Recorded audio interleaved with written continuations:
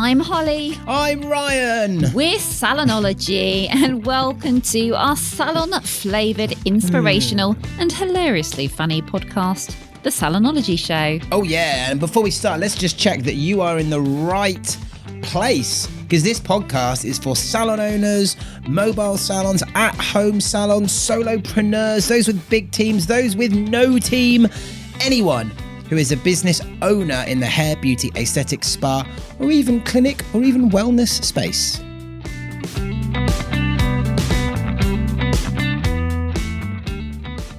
Now, you know what I'd like to do, Ryan? What, Holly? I would like to toot our own trumpets for a moment regarding the absolute insane success of the podcast so far. Yes, well, do you know what? The thing about trumpets are, I always think, what is the point of owning a trumpet if you're not going to toot it every now and then? Don't you agree? I do. Trumpets, they are for tooting. So let's toot away. Do you know what? Our podcast so far has had over 2,000 downloads and counting. I don't know if that's a good number or not, but it sounds like quite a lot. I don't know how many podcasts are supposed to get, but it seems like that's quite a lot so that's cool. We're also delighted to report that we were the number one UK marketing podcast, all marketing podcasts. We were number one in our very first week. We also got up to number 36 in the Apple charts for the whole of the UK, all of the UK podcasts, number 36. How cool is that? That's awesome. We were also featured on the front page of Apple's podcast page, and we really, really appreciate it. None of this would be possible if it wasn't for everyone listening and downloading. So please, please, please keep downloading, keep listening. Please share these with your friends, and it would really, really make our day if you could go and leave us a little review. Please. Thanks. So last week, let's talk about last week. Let's talk about last week, yep. Millie Kendall. What a badass. CEO of the British Beauty Council. Yep. And she was with us on our podcast. Now, first of all, I feel quite honoured that she joined us. Me too. Because she is an icon. She's an industry icon. She is. Yeah. What I really loved about her, we talked a little bit about her in business before we got on to the regulatory stuff within industry, which we wanted to cover as well. She's just this really lovely, down-to-earth, genuine person who's got some great stories. She's funny, she's real, she's present. She's just a really cool person. I mean, she's got the industry like in her blood, hasn't she? Oh, clearly, from a very young age. But also what I liked about her, which I thought, I guess, makes her perfect for the role that she has, is she's also got a wide range of experience from the different subsections that make up our industry, from hair to beauty to makeup, everything. She's done it all, product launches, all been in every different elements of that, which I think just gives her such a good rounding for the position that she holds. And I do feel that the future of the industry is better for her being at the forefront of kind of what she's doing. I'm not saying everything is on her shoulders, but she's very much at the head of the pinpoint, if you like, of driving things forward right now. Yeah, I think it's just really reassuring to know that there's somebody fighting the industry's corner at the capacity that she can. Yeah. And that makes me feel really excited for the future of the industry. Because, you know, it's a brilliant industry that we're in. It's full of sparkle and colour and magic and technology and ideas and creativity and innovation. And it's just a brilliant, brilliant industry to be in. And it's untouchable, I think, really. And, you know, we've had a couple of blips with it, but the future is looking very, very bright, I would say. Yeah, I think it's a really important message for everyone to hear about what she was saying, because I think there has been a lot of doom and gloom merchants, and you can understand why that has been the case. But certainly, I think that the future, as you said, is still bright, and it's for everyone to get behind, I think, what they're doing, because we are louder when we all sort of, you know, we're stronger together, aren't we? When our voice is heard as a collective. And I think that was one of the things that she was saying. It's like people need to stand up and they need to get onto their MPs and they need to lobby for these sorts of things, because one person doing it makes no difference. Just signing those little online petitions does nothing. But if everyone who listened to this wrote a letter to their MP, then actually that probably would have an impact. Yeah, and actually funny, just one of the things that she said is, as a woman in business, and she was talking about males being, you know, high up in the industry and possibly making it difficult sometimes for females to move up and get the results that they're looking to get. she said, you know, you have to be careful how you say things because if you raise your voice too high, you can be taken as being a bit hysterical. But obviously, the louder you are, the more you're heard. So an alternative to being one voice that screams, imagine the power of being lots and lots of voices that speak well and send one very well executed message across together. Very eloquently put there. Yeah. Yeah, absolutely. And also the same message. Exactly. A And consistent, wouldn't strong... Wouldn't it be really good if people could just download a template with which to be able to do that? I think it would be. Oh, actually, that's already happened. Millie's already done that for you. All you've got to do is go to the British Beauty Council website and you can download the templates so that you can start lobbying your local councillors and MPs to help them understand that, you know, salons are safe, right? Absolutely. Okay, well, look, let's dive into this episode number 7. We're on 7. 7. Already. I know. Which makes this the James Bond episode. See what I did there? 007. Exactly. Episode 7. Was that 007. their 7th episode then? Wasn't, was it? It was just because that was his number name. What? I don't know. You were suggesting that, like... I don't think James Bond did an episode on the importance of online booking at any point. No. No, that wasn't what anyway. I was saying this is episode 007. I see. Isn't it? So it's the James Bond episode. Okay, I thought you were sort of suggesting that the 7th movie of James Bond's ever created was somehow in alignment with this. Well, knowing that as you do, that I am not any sort of film buff whatsoever, No. I doubt I could even name 7. I was a little bit surprised that you brought up James Bond anyway. Anyway, moving swiftly on. Up next is our regular feature, a very popular one as well, by the way, where Holly plays Agony Aunt to You. Yes, you listener. So if you've got a business dilemma right now that you would like Auntie Holly to help you with, then fire her an email. It's Holly with an IE. And I can't stress that enough. Mm-hmm. Will not come to me otherwise. It will not come to you. And no, it won't. It will just end up somewhere in spam land. God, that sounds like a fun theme park. Would you go there? Probably not. No, probably not. Holly with an IE at salonology.UK. Let's hear this week's question. What would Auntie Holly do? I have a fabulous therapist and she has been with us for many years. She is now pregnant and we are super happy for her, but her focus has gone. Now all of the client appointments are now about her and the baby. Before the client is even in the treatment room, it's straight to baby talk. She has no interest in retailing either when she used to be our top seller. What can I do? Okay. Now, this is an interesting one, and I'm sure there'll be different perspectives on this particular question, because when I had my business, I had staff who went through their own journey to having a little bubba. And I think it's really important to remember that, firstly, your therapist's life is about to change dramatically. There is going to be a huge, huge shift in how she lives her life, how her life looks moving forward. Her priorities are going to change. And it is so exciting for her to go through this journey. And it is really quite simply, it's always going to be the most important thing to her. And it should be the most important thing to her as well. And you can't change that. What you can do, though, is work with it. I mean, I had 2 therapists who went through their pregnancy journey with us while they worked with me, both the way through to when they went on maternity leave.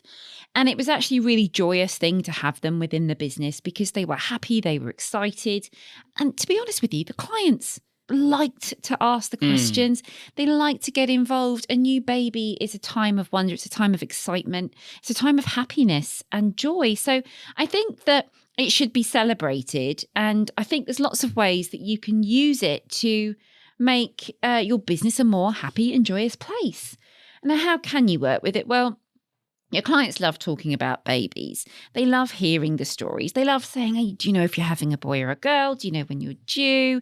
What are you going to call the baby? You know, it's an interesting conversation. And for a lot of your clients, it's probably something that is quite quite happy to partake in. So consider sharing your therapist news with your community, as many of them will love the fact that she's expecting. In fact, when I had one of my team members, she was one of these therapists who was just outstandingly good at pregnancy massage. And during her own pregnancy, she was like, oh, I'm more than happy to do it. I feel great. She felt energized. She had a particularly buoyant and healthy pregnancy. And actually, you found that clients like coming to her during their pregnancy because she understood exactly how they felt. She understood the niggles in their body, their backache, their stresses, their concerns, their worries. And it actually created this sort of little community of clients that came through because they loved to come to her because she totally understood how they were feeling. Now, you talked about retailing and that being an issue as well. Now, obviously, her mindset has shifted, her priorities have shifted. But maybe she's found that during her pregnancy, the retail that she was once so passionate about maybe isn't something she's got in her cupboard anymore because maybe it doesn't work in alignment with hormonal changes in her body or skin changes in her body due to the pregnancy, or maybe it's something that she shouldn't be using on her body during the pregnancy. So maybe you can find something that she would really enjoy using that she'd be then more keen to talk about. Maybe if there's a certain product that is great for keeping her, her stretch marks at bay, or maybe there's something that's great for if she's breaking out through hormonal changes through pregnancy that is actually helping her, that she's going to have like a reignited interest in. So have a think about how you can tap into it, because if you turn around with your therapist and sort of suggest that maybe other things have to take a priority over the pregnancy, it just won't happen, because this is a really, really exciting time for her. So I would go on that journey with her and I would shout it from the rooftops about how wonderful and exciting this journey is, because people love to be part of a new birth. Nothing's ever going to be more important to a pregnant lady than her own pregnancy, Absolutely. is it? I mean, even as a man that's never been pregnant, I can understand Have that. you not? No? Nope. So that is what I would do, Joy. I would look at how you can go on this journey with her and make it as exciting for all of your clients as well as for your therapist. Wonderful advice, as always, Holly.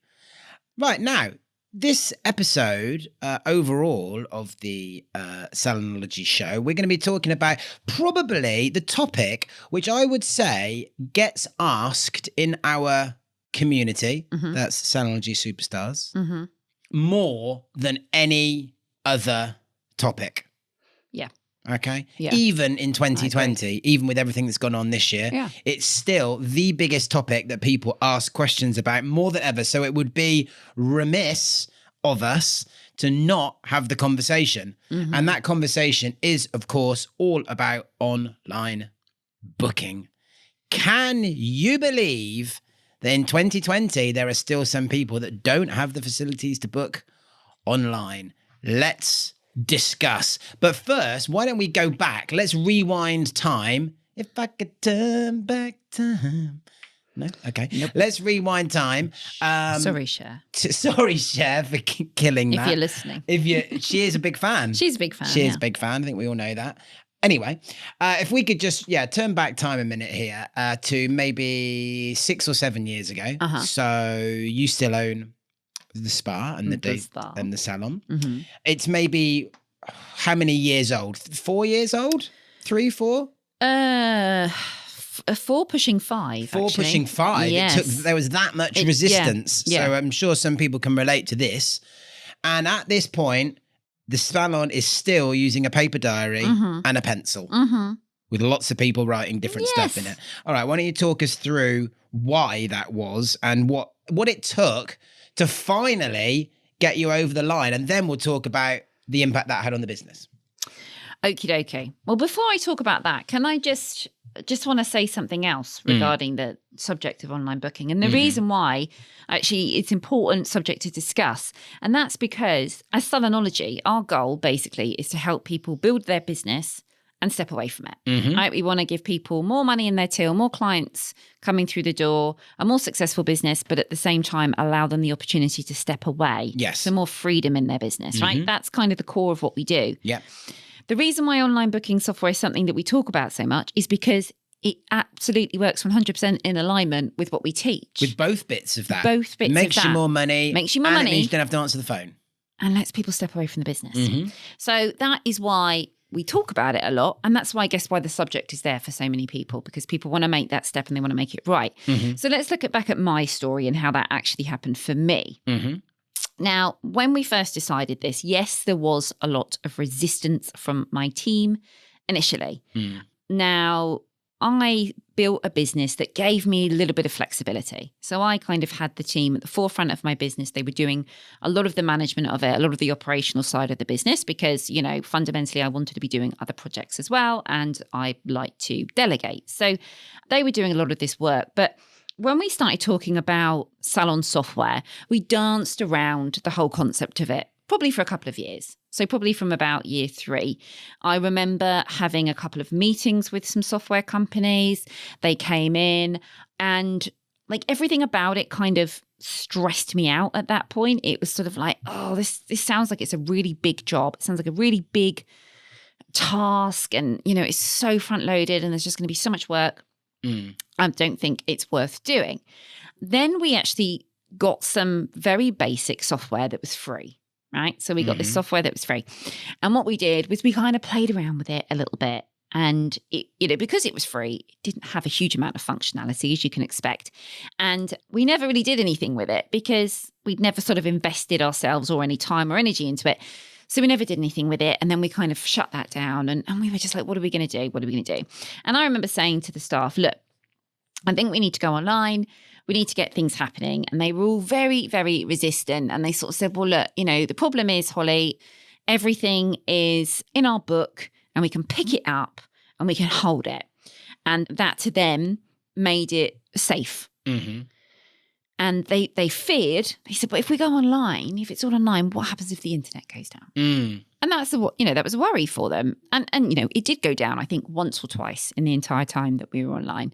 And it didn't really make a huge problem. The thing was, and what I became very, very aware of, is that I had all this information and it was, you know, they were in books in a locked drawer. So, you know, technically that information was safe, but it wasn't accessible. Mm. So I couldn't find out when it was so-and-so's birthday, what so-and-so last bought on her visit, her email address, all of this stuff. And this is the information that helps you to build a business and helps you to grow. It helps you to automate your business from the back end side, the administration. So I was like, look, guys, we need to do this. And their kind of faces fell. Oh, you don't want to do it. We don't want to do it. But only because they had a system. They ran the business very well. Don't want to take anything away from them. They were doing an exceptionally good job. And they felt like it could be a harder thing than what they currently had in motion. And I sort of said, look, no, we've got to do this. We've got to do this. So we kind of tied it in with an increase in our treatment costs or prices. Mm-hmm. So we're like, right, we're going to put our prices up and we're going to kind of time it. So we did it, I think it was at the end of January, 99% sure it was the end of January. And I remember working really, really late on the 31st of January because I had to make sure the website and all the online booking system kind of correlated. So I looked around, I found what I wanted, found the software that I thought kind of suited what we were going to do.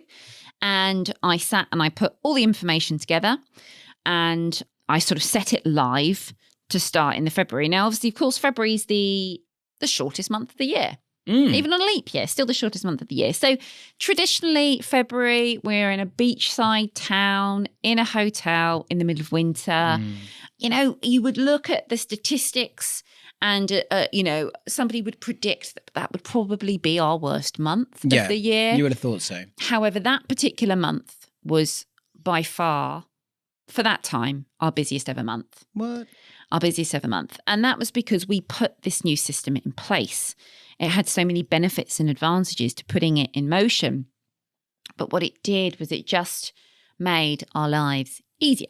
I can still remember the first time when it was switched on and then like the next morning, you're checking the emails and I think there'd been either 2 or 3 bookings overnight. Yeah. And it was like, I've literally just made money while I slept. Exactly. Which is like the internet marketer's dream, right? Well, yeah. The holy grail of business. What? You made money while you're asleep. Now, of course, you've still got to actually deliver the treatment. But the point remains. And the thing is about this, why it's so important, those people who made those bookings, what would have happened to them? And of course, we'll never know. It's a rhetorical question. But what would have happened to them if they weren't able to book online? Yeah. Would they have waited until you opened at 10 a.m. and phoned? Or would they have gone to the next search on Google and booked with someone else? Exactly. Now, you think like how we set our business up. I worked always on the concept of I would rather give fresh stuff to my current clients to try to bring fresh new clients in to offer my current menu, because I believe it's easier, and all the numbers prove it's easier to bring back existing clients than new clients. Mm-hmm. Right. So picture this, right? We built up a substantial email list in our business, didn't we? We really did. And what would happen is every month we'd come up with a unique experience for our clients, which we would release at the beginning of the month. And in order for them to book in that particular experience, they had two options. They could pick the phone up and they could say, I want to book in, and they would pay over the phone, or they could just go online and they could book online. So either way was an option for them. Okay, so let's just remember that if you've got an online booking system, that doesn't mean that your clients can't ring you and book online. If you're like, oh no, it's going to take away all my personal touch or anything. Some people don't want to ring up. No. Some people don't like using the phone. Lots of people don't. How many people book a holiday now in the travel agents? Are they still a thing? Travel agents? There are a few around. Are they still a thing? Well, I don't know if they are. I think there's a smattering of them. Or would you ring up a call centre and book the holiday? I wouldn't, personally. And that's something which is a generational thing. The newer generations want to speak on the phone less and less and less and less and less and less. So if you're a salon owner who is 55 years old and you're thinking, oh, well, I would always rather phone and book something in. Well, that doesn't necessarily mean your clients would. So why not give them the choice? Absolutely. So what would happen is we'd release this email out with our offer, and we would inevitably get anywhere probably between 100 and 200 bookings come through for this offer. And the first maybe 50 of them would happen off the back of this email, and we would just get bum, bum, bum, bum, bum, bum, bum. Now the phone would ring and they'd be booking people in, but let's just think about logistics here, right?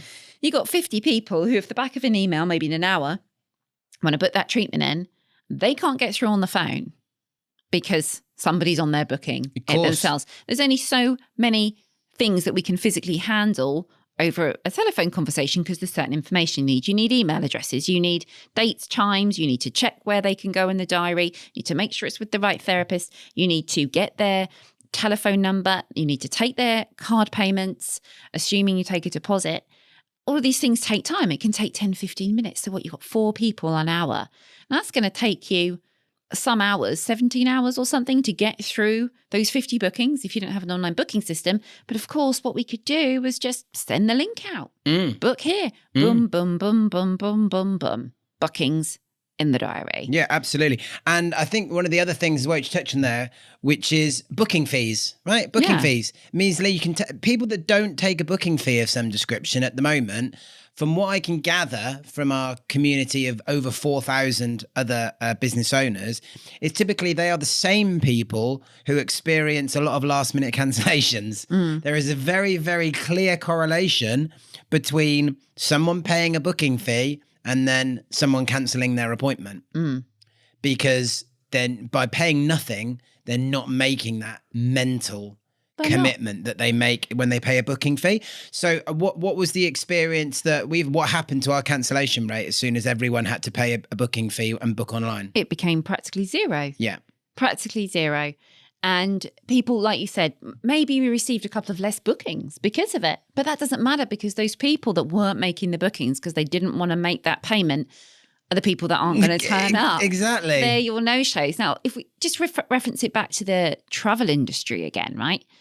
Could you imagine going onto a well-known travel company's website and booking a holiday and paying when you turn up at the airport? No. And imagine if they did that, how many people just would go, actually, my kid's sick, or the cattery can't take my cat, That's right. or actually, I'd rather go tomorrow because the weather's not going to be that nice today. I'm just not going to turn up. Exactly. And they would never, ever stand for it. So as an industry, we should be valuing that time that we're putting out to our clients. We're saying, I'm opening a window for you. But if you want that window, I need a commitment from you because once that time has gone, it's gone. Exactly. I can't get it back. I can't get back last Tuesday at 10 a.m. The time's done. So it's a respectful experience as well from the client's perspective. I think, and I know full well that there will be some people who are, in fact, I remember there was a post about 6 months ago, again in our free group, and someone had put up a post saying this is their words, not mine, and they describe themselves as a dinosaur and say, I know it's my problem and it's my fault, but I just can't get over paper and pencil, right? And there were a whole load of other people that also said, me too, right? A lot of people. And again, people generally, especially staff, a lot of them fear change, don't they? Staff, they oh no, I'm immediately going to think of all the terrible things that are going to happen, many of which are really no concern of theirs whatsoever. So I know there's going to be some people that are going to be listening, thinking it's still not me. So what would you say to those people? Because one of the things that I always think is that as long as you don't offer the opportunity for clients to book online, okay, and let the decision be theirs, not yours, then you're doing them a disservice, aren't you? Yeah. Well, the way it is nowadays, I mean, my parents, they're 60s, 70s, right? But they book everything online, right? Right. Whereas my mum would be the opposite. Your mum would be the She'd want a opposite. phone. She'd She'd want wait a until phone. 9 o'clock and Yeah. 9:01 and she'd phone. She'd walk there and go in. She might do that, yes. So, okay, that's two totally different mindsets. You've got to make the options available for both of those. Exactly. Because just you can't assume that because somebody's in the 60s, they're not going to book online. No. And, my mum says, so I've just booked Pilates on the app, that's what she does. So there is a real mix of people, and you'd be as happy to have my mum in your business as you would your mum in your business. They're both lovely ladies who would come and be very kind and wonderful clients. So first of all, let's not rule those people out because it's not something that, you would personally do yourself. And I think that is sometimes a huge wall for people, is that we tend to go, I wouldn't do it, so no one else is going to do it. A bit like when we're selling retail, I wouldn't spend £100 on a product, so why would somebody else? Everybody is different. We're not carbon copies of each other. No. We have to make the options available for people. Now, that doesn't mean that you're then going to say, you can WhatsApp me, Facebook message me, call me, book online. No. Give one option alongside an online booking software. Online booking software doesn't have to be super complicated. It doesn't have to be nuts. I mean, I already had a marketing system in place. I already had loads of other bells and whistles that you and I had created in the business. What I needed was a good software that allowed me to make everything look nice, make everything look professional, that would email people out, that would keep our clients coming back in, that worked efficiently, that I could customize to a degree to work for my business because everyone's different.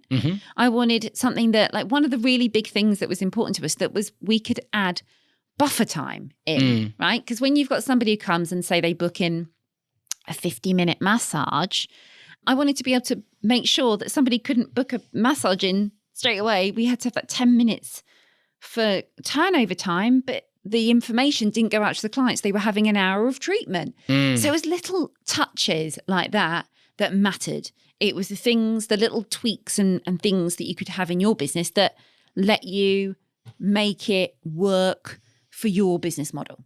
Yeah, absolutely. And I think that everyone should at least sit down and have the conversation again if they've not up until this date, because as well as you say, the technological advances just go so fast that I think it's definitely always worth revisiting if you looked at it once and decided it wasn't for you. Because I just think that, as I say, for me personally, it's something I look for when I'm considering my options. No, I'm not talking just about salons here. I'm talking about anything. Yeah. And it's the classic, stop making it difficult for people to give you money.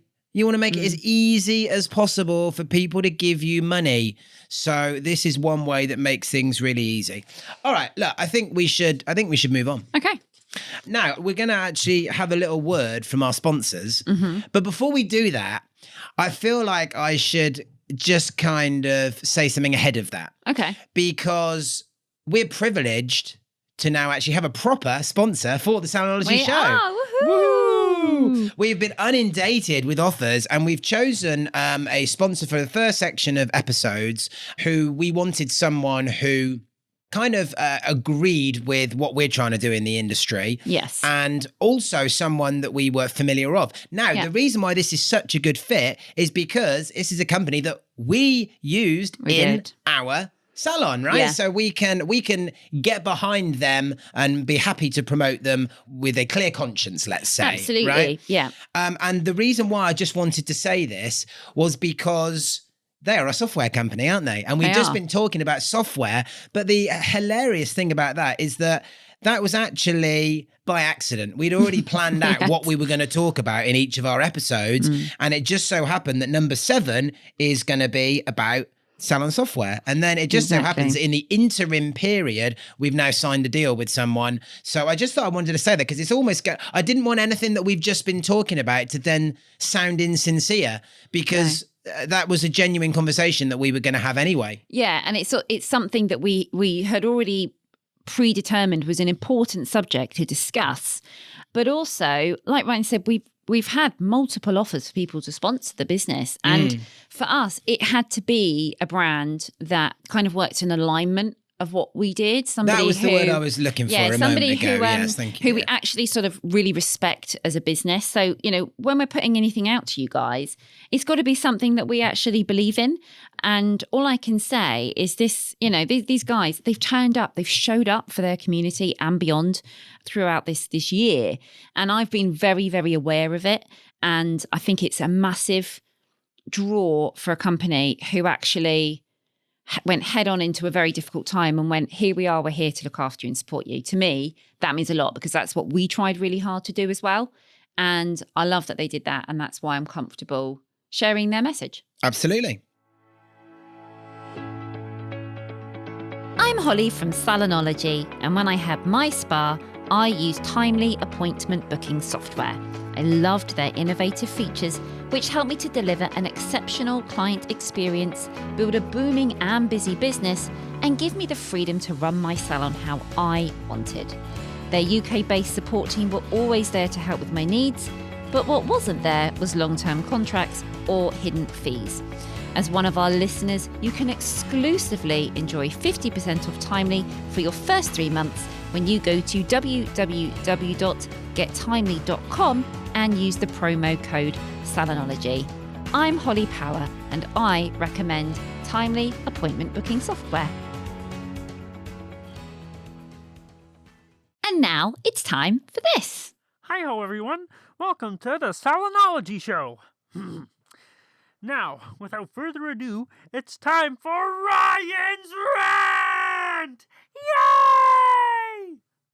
So, Ryan. Yes, Holly. Would you like to share with the audience who has annoyed you this week? Yes, I will share. I mean, more than one person has annoyed me this week, but I've just chosen one, and it's one which is very topical, and it's one that's really starting to grind my gears, actually. Not anything they're doing specifically, but rather the overwhelming support for them, because I can't help but feel that it is in direct contrast to the success of not only our clients, but also of our industry as a whole.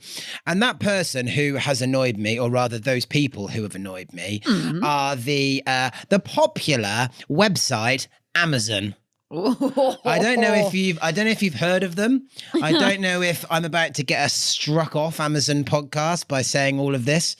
Who knows? But sometimes you've got to put your head above the parapet. Look, Amazon, incredible business model, right? Absolutely unbelievable business model. Wildly, wildly successful, to the extent where they're like uber successful, whereby their business name has actually become a verb, right? Like Google or Hoover, and that doesn't happen to many businesses. They've got over 100 million worldwide subscribers have signed up to Amazon Prime, which is ridiculous. Over 8 million just in the UK, over 14 billion in UK revenue, right? And over 100 million pounds in UK profits, well, at least what they declared, despite only paying 14 million in corporation tax. Now, I'm not going to go into whether or not they've paid enough tax, but let's just say they're well known for their tax avoidance and redistribution of money within their business. I'm not going to go into that too deep, but, Google it, and there's plenty of things that you can go and talk about.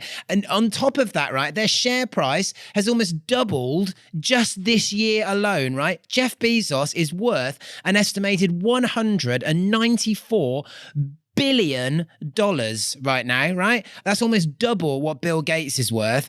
And check this out, right? This year, he has made an estimated $321 million a day. A day. I mean, that is obscene. That works out at $222,884 a minute, or I'll do the maths, put your calculator away. That's $3,715 a second. Wow. That is just absolutely incredible, right? So what is my beef with this mega successful company? Because as I say, it's actually not a personal attack on them at all. But really, the issue is everyone who blindly supports them. Right? Everyone just blindly goes now, oh, I'll just get it from Amazon, right? Because they do such a good job. Why wouldn't I want it delivered the next day by Amazon? Well, I'll tell you why. Because everyone doing that over and over again is destroying the high street. It is destroying local businesses up and down the country, businesses owned by people like you and people like me, which are the backbone, by the way, of the UK economy. This is honest people who are trying to make a living. People like the same people who are listening right now. And the future of these businesses and the future of the high street depends on people like you and like me supporting local and not just flipping turn into Amazon as a default every time, because quite frankly, for a lot of people, they're too bloody lazy to get behind small business, right? What would the UK look like with no high streets at all? And don't think that's a ridiculous concept, because you go down some high streets and some parades of shops in this country, and they're already pretty decimated in many towns and cities. And the only way this is ever going to stop is going to be with people getting behind the hashtag shop local and support local campaigns, right? Sharing the posts, forwarding the little memes, voting with your money and doing your bit and encouraging your clients and encouraging your friends and your family and everyone else to do the same as well, right? Buy from your friends where you can. If you've got a salon, which obviously a lot of people who are listening to this will be, you should be going after your friends and encouraging your friends to buy from you and their friends. Okay, we got to start speaking up and speaking out and getting, not only supporting others, but getting them to support us as well. Because typically, if you go and support someone else, the law of reciprocity will kick in, and they probably in turn will want to support you as well, right? Jeff Bezos does not need your money. $321 million a day this year he's made. He doesn't need your money. Don't buy him another plane. Instead, shop local, where the money goes toward buying a school uniform, food for the week, or maybe keeping a small business afloat for another week in this ridiculousness that is 2020, right? Do your bit, encourage everyone else to do the same also, and be the change you want to see. Well, I'm not sure if that was communicated, but Ryan is quite annoyed about Amazon. Well, it's not even that. It's not even Amazon themselves. It's more of the people. The shoppers? It's the blind shopping, which is born predominantly out of laziness and short-sightedness. And I know it's like mega convenient. And I'm not saying I've never bought anything from Amazon. Some things you just need the next day, and it is convenience. But it's the blindly buying everything as the default reaction. I'm going to buy it from Amazon instead of maybe I could buy it from someone else and actually, end up with a better product and a nicer service and actually some human interaction and keeping the money in the economy and keeping the wheels of industry turning, Holly. Do you think that it's possible for our industry to put ourselves in front of our clients and give them the opportunity to buy from us. Because let's just say, 2020 has been up and down with whether or not we're able to physically open our premises. Now, if we can't open our premises or there is limited to what we can do you think we have the capacity to get in front of consumers? Well, of course we do. And what would be the one word that you would sum that up in as to where they could do that? One word? Well, I'm not sure I could summarize all of that in one word, unless you're trying to set me up to say a certain word, in which case mouth it to me, because I don't know where you're going with this. I'm going to say online. I see. Right. Is that we can be online as an industry as much as they can. We can make it. Yeah, I suppose. I'm not sure we could necessarily compete with Amazon online. And in fact, we probably can't, in fact. But what we can do is in fact, I will summarize it in a word, and that word would be relationship. What is your little saying? Your saying for 2020, which you love? Bonds build businesses. Right.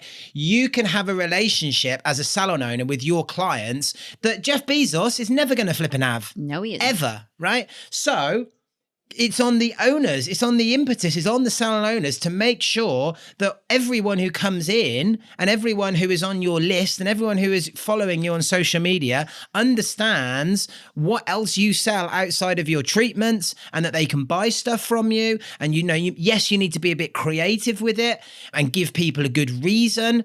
But Jeff Bezos is never going to have that, ever. He's never going to have that relationship with your clients. You can't compete with him in terms of someone Googling a one-off bottle of shampoo, right? Because you're never going to compete with him on price. And in fact, lots of other companies you're not going to be able to compete with on price. But you've got the relationship.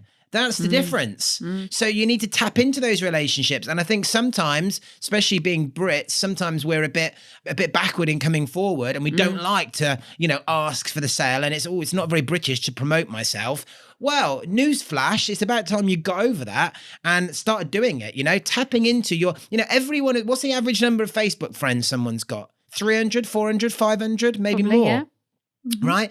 So all of those people have a relationship with you in some capacity. They are all the perfect people to potentially be buying from you, right? In the UK, in 2020, it's estimated that the Christmas gift market is going to be worth £20 billion. The average person spends £350 on gifts for other people. You've got to be tapping into that. Yeah, definitely. And just to finish off on that as well, whilst he might be able to compete on price, he will never, ever be able to compete on service and how you can look after your clients. So find the people that service is more important to, people who want personal recommendations and your knowledge and expertise, because there's plenty of them who'll be buying from you and price won't matter so much.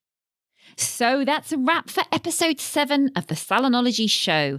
Please subscribe to our podcast. Please share it with your friends, and please use the hashtags Salonology Show and Salonology Tribe, and let us know how you feel about it. We'll be back for episode 8 in 2 weeks' time with another very special guest. And if you've not done so already, then make sure you go back and listen to our interview with Millie Kendall from the British Beauty Council on episode 6. And please make sure that you hit that subscribe button and review us on your favourite platform, because that'd really make our day. Oh, yes, it would. We'll see you on the next episode See you then. of the Salonology Show. Bye-bye.